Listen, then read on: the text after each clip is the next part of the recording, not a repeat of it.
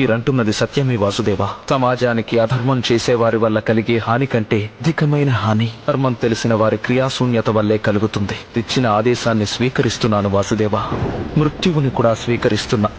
ఇంకా ఓ ప్రశ్న వేధిస్తోంది వాసుదేవ.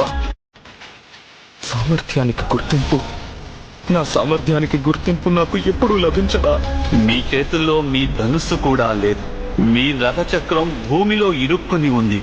అలాగే మీరు నేర్చిన విద్య మీకు జ్ఞప్తికి రావడం లేదు. ఇలాంటి అవకాశాన్ని వినియోగించుకొని మిమ్మల్ని వధించవలసి వస్తోంది రాజు. ఒక్కటి చాలదా మీ సామర్థ్యాన్ని దాటి చెప్పడానికి?